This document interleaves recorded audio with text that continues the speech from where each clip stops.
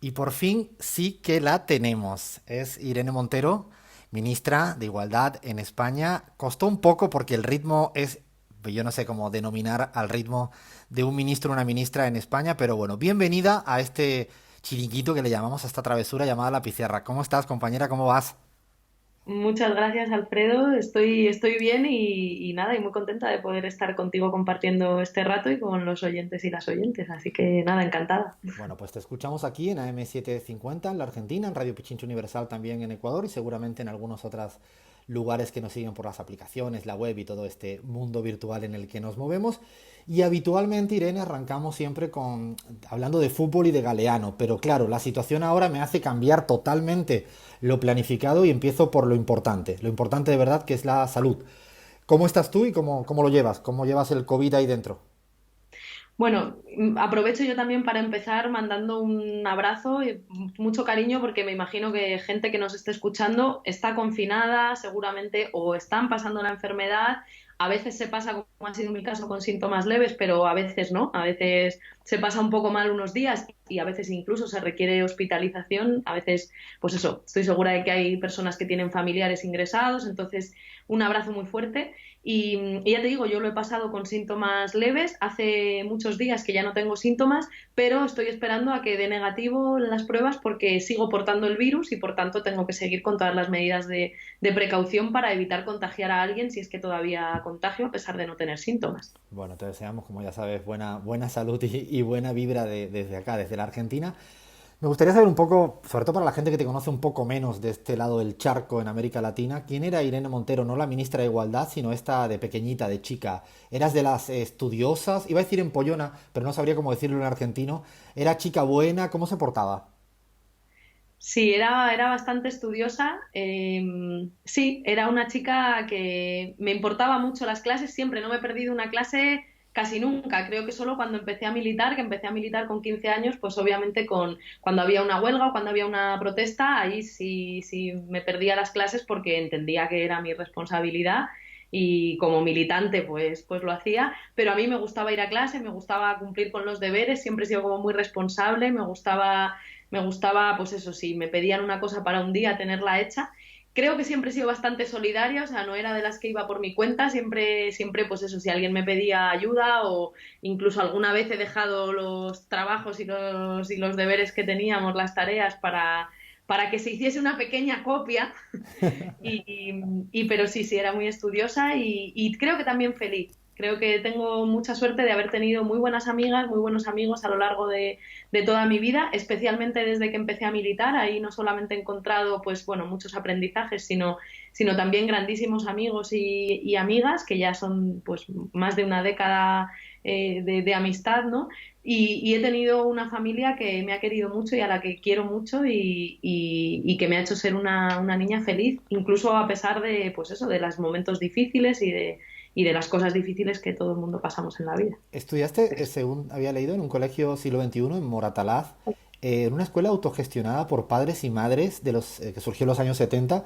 Esto de ser tan hippie, el espacio donde supuestamente estudiaste, ¿te marcó mucho en un sentido o en otro? Creo que sí, sobre todo la pasión por aprender, yo creo que esa se educa y se bebe, se mama desde bien pequeño en la familia y también en el colegio. Pues eso, era un cole que surge en los años 70, una cooperativa de educadores, de padres y madres que deciden que la educación para sus hijos y sus hijas tiene que ser de otra manera, ¿no? Que tenía que ser una educación integral, de valores, una educación basada en el interés de los niños y de las niñas por aprender, trabajando por proyectos, que es una forma de trabajar que cada vez en España al menos está más extendida, pero que en ese momento era pionera respecto a la forma de educación tradicional. Un poco también bebiendo mucho de todas esas de la teología de la liberación, de todos esos saberes, ¿no? que han ido construyendo pues que las personas no somos recipientes en los que ir metiendo contenidos, sino que somos seres activos en nuestro conocimiento, que quiénes somos y la familia que tenemos y el entorno en el que nos criamos influye mucho en las cosas que nos interesan y en las que somos capaces de aprender. Bueno, pensando también en una educación que sea una fuente de equidad, no solamente de excelencia y que todos aprendamos mucho, sino que aprendamos todos y todas. y estoy muy orgullosa de que, sobre todo ahí fue mi madre la que eligió ese proyecto educativo, porque ella es educadora infantil y eligió ese proyecto y estoy muy orgullosa de haber tenido ahí toda mi educación hasta, bueno, hasta los 16 años, casi hasta el bachillerato. Y decías, Irene, que habías con 15 años ya empezado a militar en el partido de las Juventudes Comunistas, allá por el 2003, ya que cada quien, si quiere calcular tu número, aunque esto hoy en día es fácil, lo de la No, edad. 2005. Un poquito. 2005. Ah, bueno, 2005. bueno. 2005. ¿Por qué esa elección de Juventudes Comunistas en ese momento? Cuando supuestamente es el momento más difícil, entre comillas, para elegir la opción comunista, cuando se tambalea casi esto de sentido común a nivel global. Pues en ese momento fue una decisión muy apegada a mi contexto. En mi cole había, bueno, ya éramos de estudiantes de lo que aquí es la secundaria, ¿no? Pero en mi cole, tanto en mi clase como en la de los más mayores, que teníamos como un grupete de amigos y de amigas pues bueno, que compartíamos intereses y que nos juntábamos en los recreos y fuera del colegio y tal, muchos de ellos militaban o habían militado en la Juventud Comunista. En ese momento, la Juventud Comunista debía ser una de las pocas organizaciones a nivel juvenil con presencia en todo el Estado, ¿no? Bueno, y decidí meterme por motivos como muy cercanos, ¿no? Como muy familiares, digamos, o como muy no sé, muy prácticos si quieres también. Como tenía muchos amigos que militaban, me hablaban de lo que era y me parecía interesante, me parecía que era una fuente de aprendizaje, me parecía también que era una oportunidad de estar más tiempo con ellos y por eso empecé a militar y a partir de ahí, lógicamente, pues empecé a descubrir todo un mundo de cómo poder organizarse con otras personas para conseguir objetivos que permiten mejorar la sociedad, ¿no? Que por otra parte era algo de lo que ya nos hablaban en el cole. Yo recuerdo, por ejemplo, cuando los atentados del 11 de septiembre, que en mi colegio paralizaron las clases y salimos pues a leer poemas y a reflexionar sobre lo que había ocurrido, ¿no? O cuando sí, otros momentos de la vida del país y del mundo pues eso, pues que nuestro colegio ya de alguna manera nos ayudaba pues a educarnos en una serie de valores y a entender que la acción colectiva mueve las cosas, pero lógicamente la militancia fue donde más lo aprendí y luego pues muchas lecturas, muchas conversaciones sobre política. Para mí la militancia es una fuente inagotable de aprendizaje y le recomiendo a toda la gente joven, tenga la edad que tenga, que milite donde sea, en una organización juvenil, en una organización estudiantil, por el derecho a la vivienda, donde sea, pero que milite porque organizadas se aprenden muchas cosas y la vida de una misma adquiere más sentido. ¿Dudaste, Irene, luego estudiaste psicología, pero tuviste duda, esto que nos pasa a todas y a todos, de a ver qué carajo decido en este momento? ¿Entre qué cosas dudabas y por qué? Si puedes saber. Dudé entre psicología, derecho y ciencia política. O sea, soy muy previsible. Bueno, Irene, esto no, esto lo teníamos preparados, ¿no? No, te juro que, pues eso, yo ya militaba con 17, 18 años, que es cuando había que tomar la decisión. Yo ya en el bachillerato fui por humanidades, que era una rama poco elegida y que además a la gente que teníamos muy buenas notas, siempre había quien te decía, pero bueno, ¿cómo no aprovechas tu talento, ¿no? Para irte por la ciencia pura y te vas ahí a aprender latín y griego que no sirve para nada, ¿no? Esto tiene que ver con un debate que se está dando ahora, supongo que en muchos países, en España desde luego, sobre si la cultura es un derecho o una necesidad fundamental, ¿no? Yo creo que sí, que sin cultura no existe civilización, que sin cultura no existe formas de vivir en común. Creo que para cualquier persona es súper difícil estar, no sé, 24 horas sin ver una serie, sin leer un libro o una revista, escuchar, no sé, ir al teatro, hacer cualquier tipo de actividad cultural.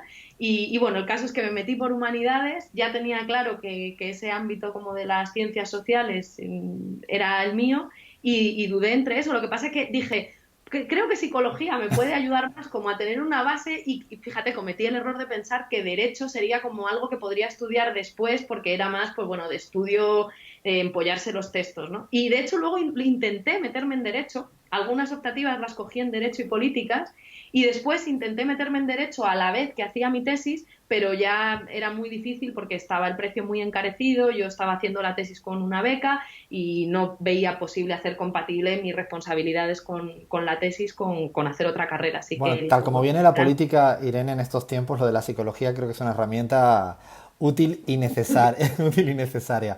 Bueno, yo no creo que sepa tanta gente de América Latina, quizás de este país que voy a decir sí, pero de Argentina seguro que no, de Ecuador tampoco. que anduviste por Chile en el 2009-2011, allá. ¿Te marcó mucho esta relación con Latinoamérica? Porque, bueno, los que defendemos este lado del mundo mucho, este paso, aunque no fuera tan grande, pero intenso, ¿te marcó mucho a cómo se ve la región, cómo se ve el mundo? Muchísimo, muchísimo. Desde la parte más personal, digamos, la parte de una experiencia individual maravillosa, conservo muy buenas amistades con las que sigo hablando ahora cotidianamente y estoy muy orgullosa de ello, ¿no? Desde ese punto de vista como más personal, pues imagínate, la primera vez que me iba, cruzaba el charco, no era la primera vez que cruzaba el charco, pero sí para vivir sola en otra casa que no era la mía ni con mis padres, administrarme yo y organizarme. Entonces, desde esa experiencia que para cualquiera, pues eso, también yo creo que todo el mundo debemos, si podemos hacerlo en algún momento, hasta la parte política de descubrir otra forma de entender la militancia, de luchar, formas diferentes de organizar la lucha, las movilizaciones en Chile. Además, coincidió, ¿no?, que estuve dos veces, en 2009 y en 2011, y allá hubo un ciclo de movilización estudiantil muy poderoso desde la Revolución de los Pingüinos hasta después toda la movilización por la educación para todo el mundo y con garantías, ¿no? Y ver esa forma de organizarse, por ejemplo, en las universidades, la potencia de las federaciones, la potencia y la capacidad de movilización y cómo eran de diferentes. A España aprendí muchísimo, vamos, aprendí Bueno, muchísimo. a nosotros nos gusta escuchar las experiencias de vosotras y vosotros por América Latina. Bueno, Luis, luego pasaste por mil sitios, estuviste muy trabajando, muy participando activamente en la plataforma Afectados por la Hipoteca en Madrid, donde un poco creo que tienes una trayectoria. Pero a mí lo que más me llamó la atención, Irene, es un tiempito que trabajas en una tienda, entiendo, de venta de electrodomésticos. ¿Es así? Sí, Sí, sí. y lo digo porque a mí siempre me cabe una duda y quiero compartir si es necesario pasar por estos espacios para entender mejor los sentidos comunes, las luchas, las peleas de la gente corriente que trabaja de ese tipo de cosas que no son a veces tan valorizadas, ¿no?, por los medios, quizás solo en algunos momentos de la vida. Es que justo este es un momento de poner en valor empleos como el de cajera o como el de trabajadora del hogar o como el de reponedor o reponedora en un supermercado, que normalmente están muy denostados, y eso se nota no solamente en la cantidad de salario, que suele ser bastante baja en comparación con otras profesiones mucho más valoradas socialmente, sino en la valoración social, ¿no? Una de las cosas por las que aquí nuestros adversarios políticos más me han atacado en el último tiempo era por eso, ¿no? Como qué hace una tipa que trabajó de cajera siendo ministra, ¿no?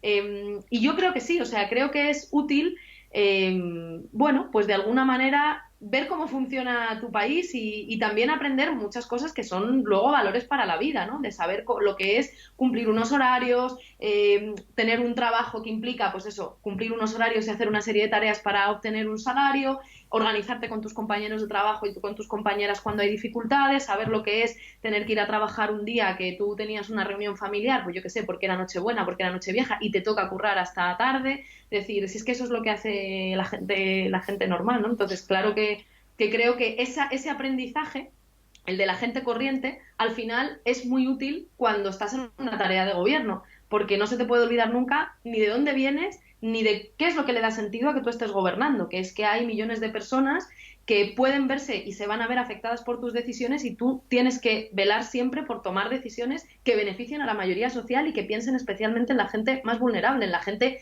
que no tiene otras herramientas más que la democracia, más que las instituciones, para defender sus derechos y defender que sus vidas tengan sentido vivirlas, ¿no? Los que tienen mucho dinero o los que tienen mucho poder, por ejemplo, en el ámbito económico, tienen otras muchas herramientas para conseguir sus objetivos. Esa es la Irene Montero que va pasando por etapas, como yo creo que nos pasa a todas y a todos. Y luego, claro, la Irene Montero que es conocida porque empieza con esta trayectoria en Podemos.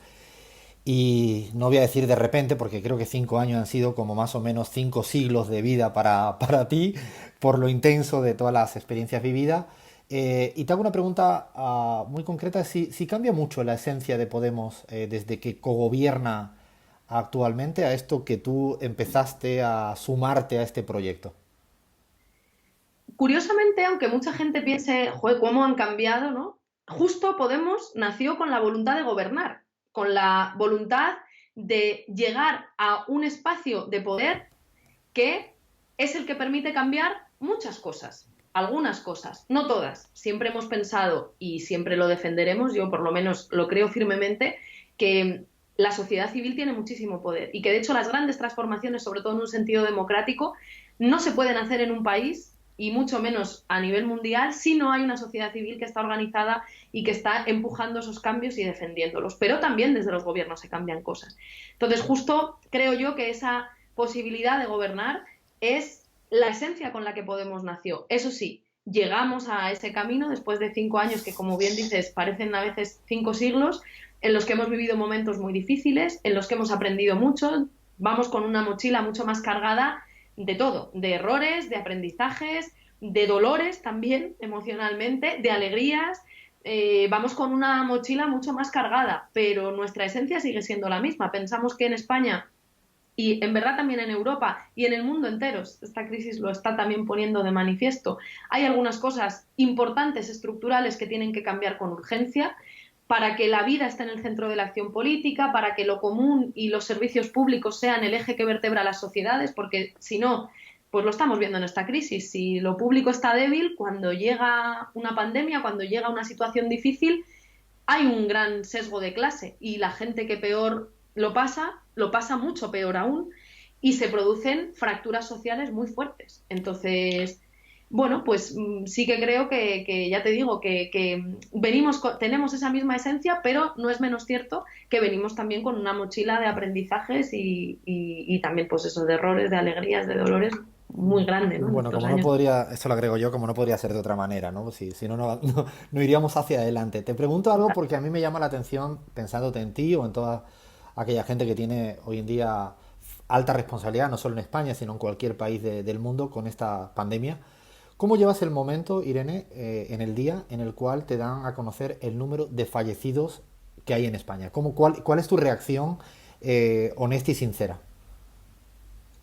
Bueno, de muchísima preocupación y de mucha responsabilidad, porque soy consciente, y creo que eso le pasa a todos los miembros del gobierno, de que nuestras decisiones tienen que servir para salvar vidas, tienen que servir para frenar la emergencia sanitaria que estamos viviendo cuanto antes, tienen que servir para cuidar a quienes nos están cuidando. En este momento, pues en España hay unas restricciones muy duras de movilidad y hay un confinamiento muy estricto, pero sigue habiendo servicios esenciales como la atención a víctimas de violencia machista o como los reponedores en los supermercados o como las personas que están en el ámbito sanitario, tanto medicina, enfermería, personal de limpieza, que están trabajando para cuidarnos a todas. Entonces, somos muy conscientes de que tenemos que tomar decisiones políticas que son urgentes, que a veces se tienen que tomar con muy pocas horas de margen y que tienen que cumplir el objetivo prioritario de salvar vidas, de bajar esa curva de contagios, de bajar esa curva de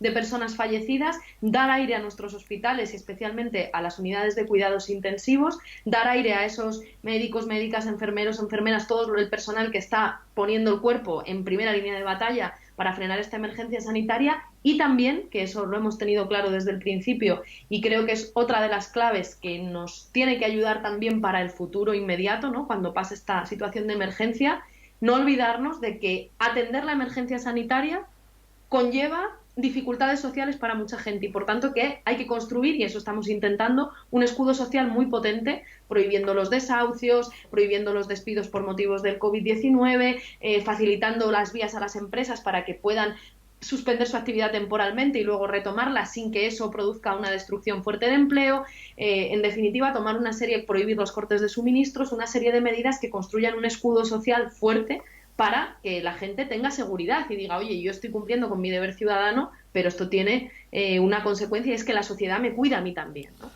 Bueno, nos están escuchando a dos españoles, que dirían los argentinos, dos gallegos, o una gallega y un gallego. No, ella es de Madrid, yo soy del sur de España. Estoy hablando con Irene Montero, la ministra de Igualdad de España, y justamente haciendo alguna mención a Argentina, acá se utiliza permanentemente lo de la grieta para explicar esta confrontación entre dos bloques políticos.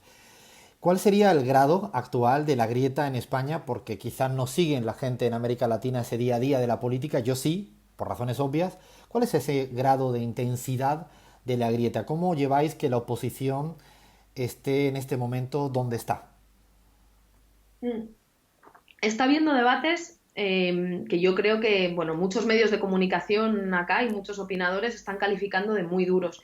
Ahora mismo yo creo que nuestra obligación como gobierno es no entrar a polemizar. Creo que obviamente en una situación como esta decir que alguien no ha cometido ningún error es directamente mentir, es decir, es evidente que se van a cometer errores, incluso cosas que no son errores, que se podrían hacer mejor o luego valoraremos que se podrían haber hecho mejor, pero creo que ahora solamente tienen sentido aquellas críticas o aquellos comentarios que van acompañados de algo constructivo, es decir, de una alternativa. No me gusta cómo se está haciendo esto, propongo que se haga de esta manera porque creo que esto va a permitir salvar más vidas o proteger más a la gente, ¿no?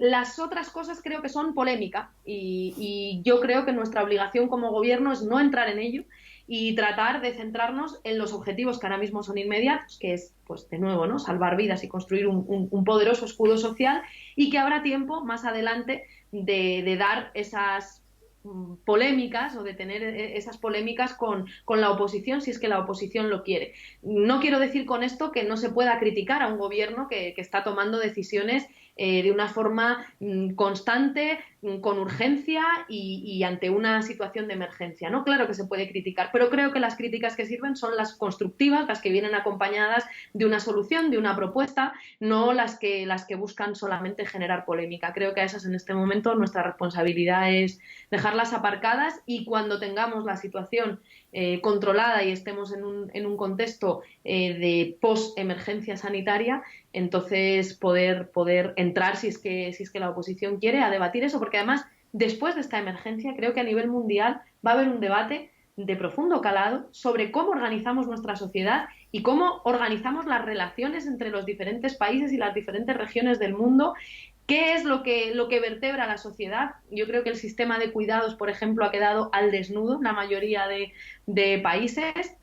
No sé, en España, si no hay colegios, es decir, si no hay un espacio donde están los niños y las niñas durante una jornada extensa y están recibiendo una educación y están siendo educados, por supuesto que sí, o en las escuelas infantiles, si no hay eso y además no se puede contar con los abuelos y las abuelas, se desmorona todo el sistema de organización de la producción en España, porque los padres y las madres no pueden ir, y sobre todo las madres, que son las que más asumen el peso, no pueden ir a trabajar. Entonces, tan invisibles, tan denostados, tan agredidos, tan feminizados esos trabajos que tienen que ver con los cuidados de trabajadoras del hogar, residencias, en muchos casos en España, después de mucho tiempo de privatizaciones, de quitar dinero y de invertir muy poco en ese tipo de tareas, de repente nos damos cuenta de que sin esas tareas de cuidados el mundo literalmente se para, que es lo que decía la huelga feminista de no hace tanto en España, ¿no? Y lo que dice el movimiento feminista. Mi opinión es que va a haber debates de calado y que precisamente el tipo de respuestas que el feminismo estaba dando a los problemas que ya se veían, ahora mismo han quedado al desnudo, que es el camino por el que seguir, ¿no? Fortalecer lo común, desarrollar el sistema de cuidados en nuestros países, las alianzas entre países, las alianzas feministas, las alianzas que cuidan. Creo que eso es lo que toca después de esta emergencia, ¿no? Justamente en ese sentido, Irene, de lo que estabas planteando, porque se ha escrito y debatido mucho de cuál va a ser el efecto después de todo lo que estamos pasando.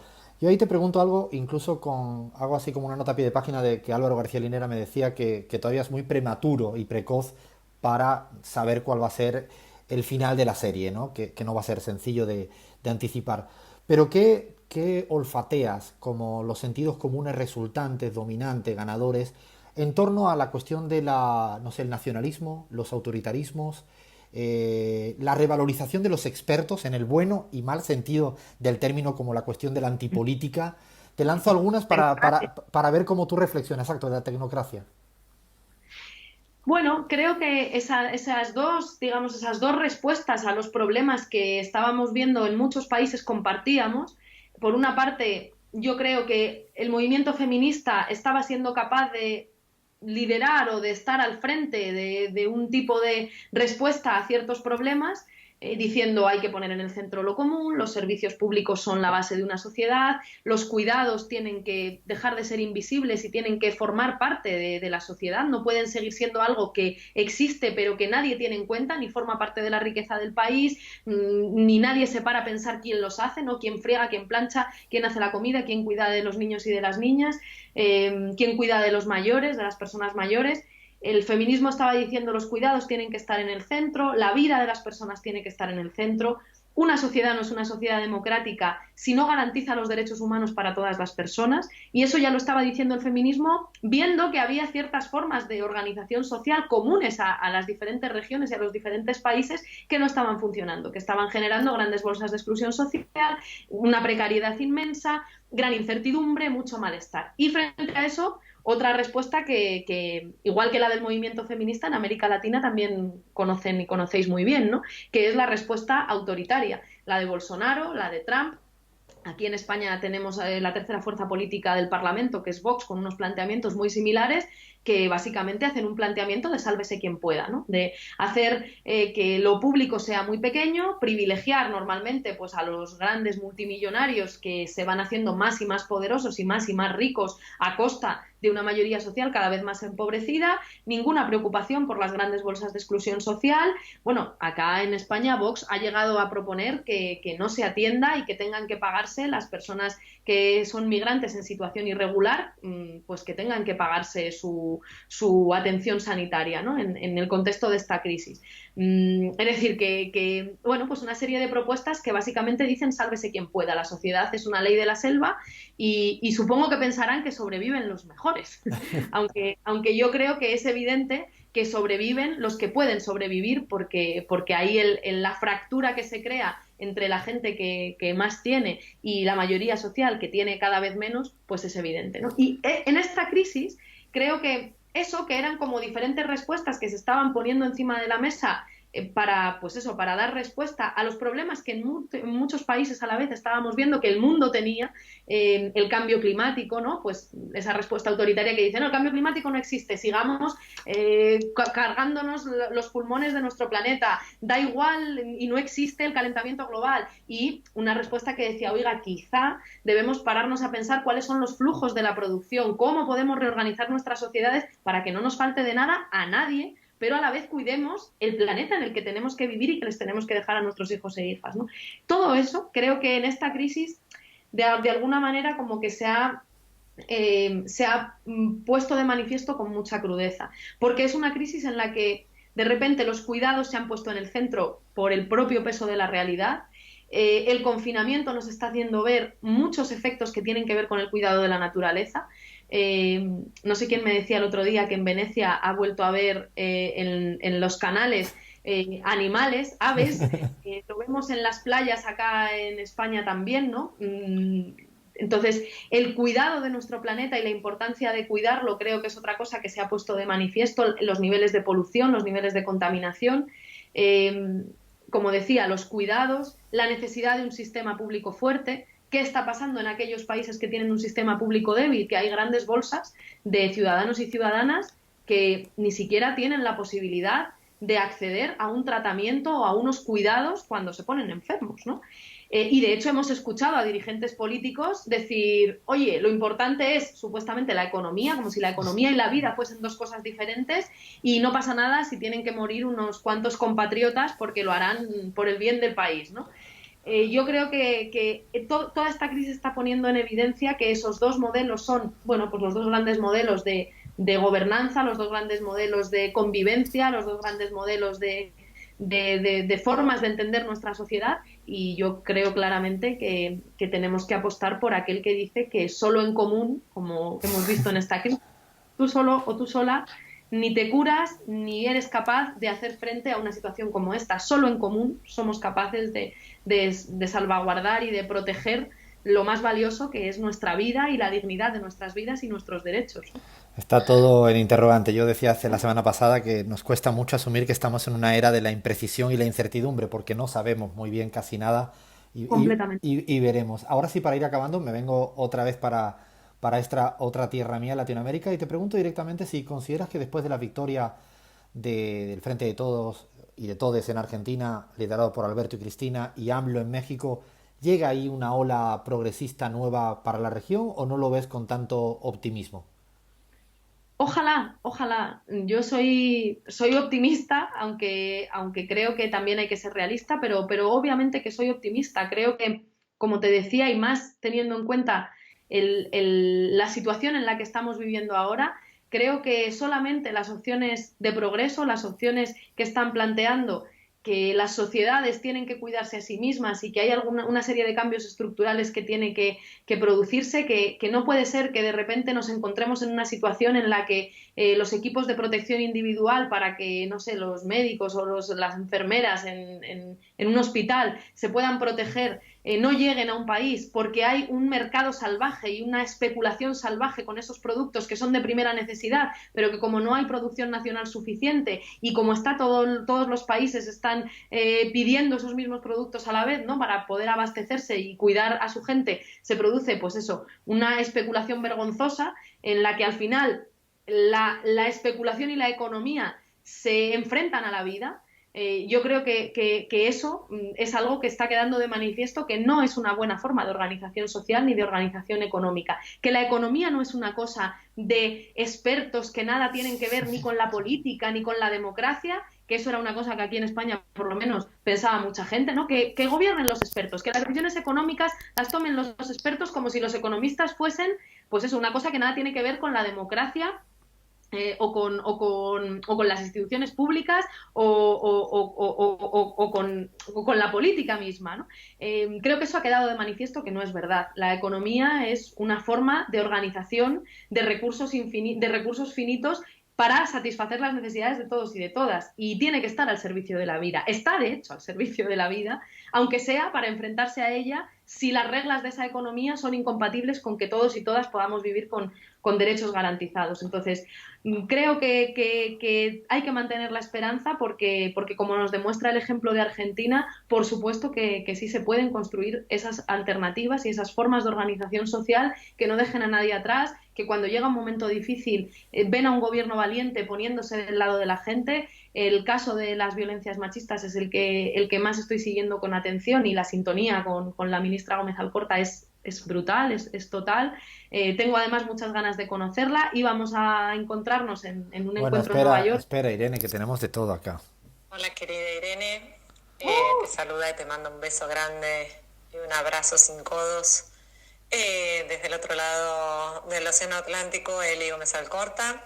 Modo un poco de reflexión, algunas de las cosas que hemos venido nosotras intercambiando en estas épocas es si pensás que de algún modo esta pandemia del coronavirus no deja más al descubierto las desigualdades estructurales que tiene hoy el sistema planetario, ¿no?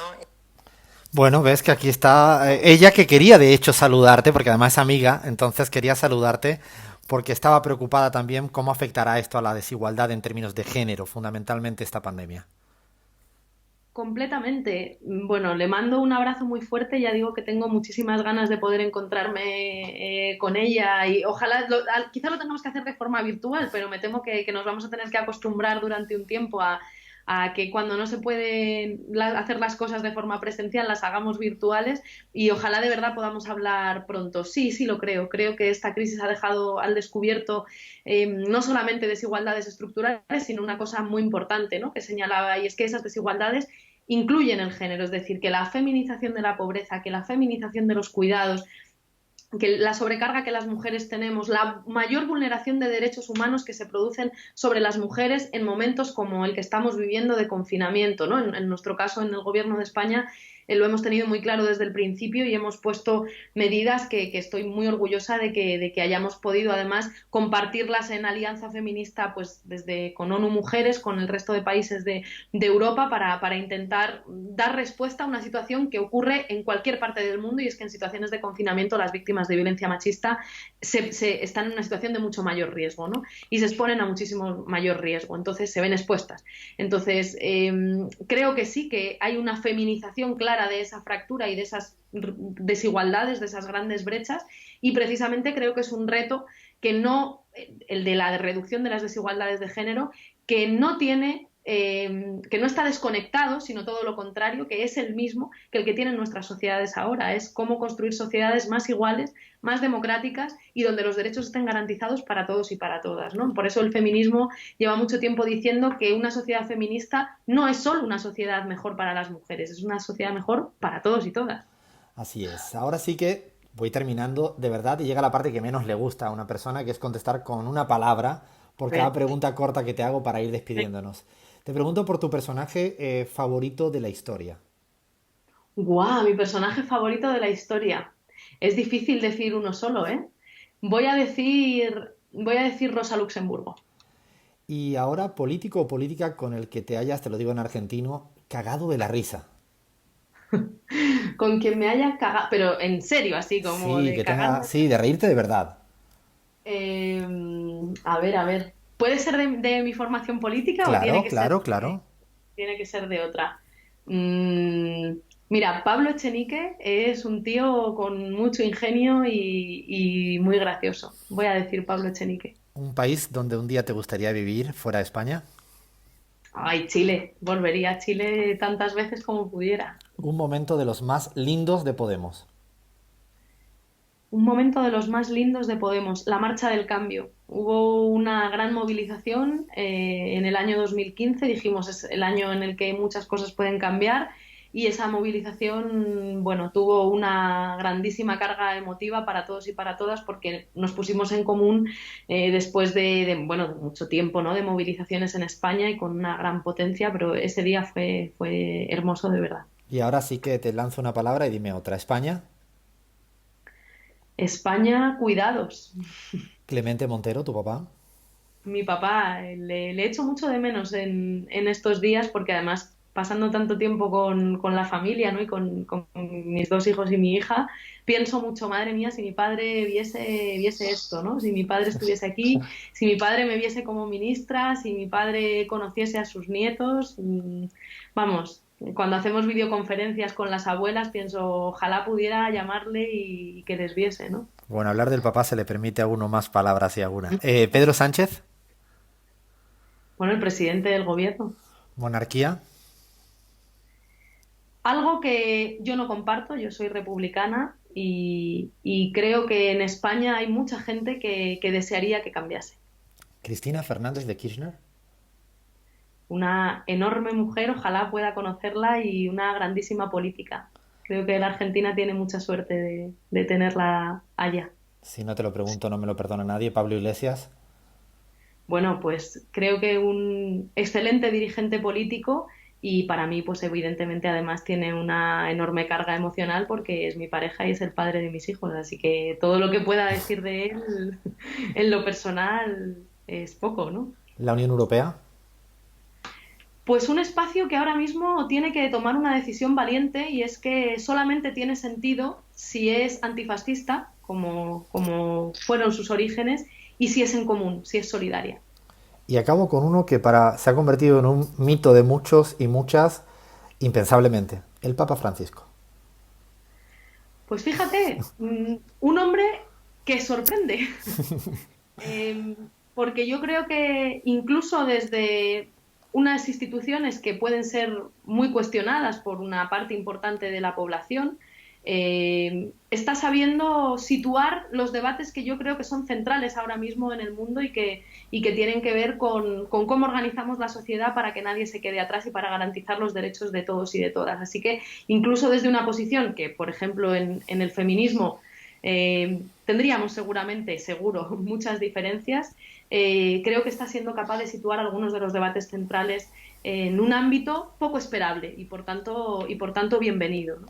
Bueno, hasta aquí sí llegamos. La conversa Irene Montero, ministra de Igualdad de España. Teníamos ganas de conocerte. Yo no, pero sí seguramente muchos oyentes en la Argentina, en Ecuador y en América Latina. Gracias por estar con nosotros en La Pizarra, Irene. Muchas gracias a ti, Alfredo, y un abrazo muy fuerte para todos y todas. Un Chao. beso para vosotros.